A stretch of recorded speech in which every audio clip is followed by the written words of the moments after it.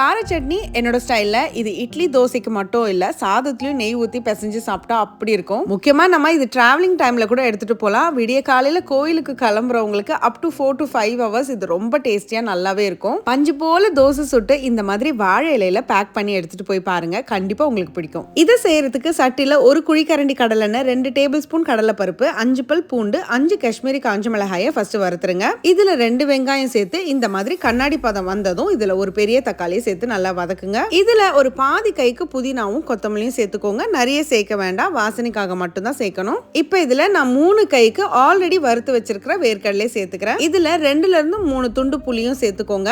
எல்லாம் ஒரு 5-6 நிமிஷம் நல்லா வதங்கி வாசனை வரும். இப்போ இதை மிக்ஸி ஜாருக்கு மாத்திட்டு துருவுன 2 பத்த தேங்காவை சேர்த்துக்கோங்க. இதுக்கு 1 டீஸ்பூன் கல் உப்பு சேர்த்து கொஞ்சமா மட்டும் தண்ணி ஊத்தி தொகையல் கன்சிஸ்டன்சிக்கு அரைச்சுக்கோங்க. இதுக்கு யூசுவல் சட்னி தாளிப்பு கொடுத்துருங்க. எண்ணெயில கடுகு, சீரகம், உளுந்து, கடலை பருப்பு, கருவேப்பிலை தாளிச்சு கொட்டிடுங்க. சோ இதுக்கு முன்னாடி ட்ரை பண்ணாதவங்க நிச்சயமா ட்ரை பண்ணுங்க. ஆனா ட்ரை பண்ணும்போது மறக்காம ஸ்டவோடு சமைக்கும் போது கொஞ்சம் லவ்வோடு சமைச்சிங்கன்னா சுமாரா இருக்கிற சமையல் கூட சூப்பரா இருக்கும்.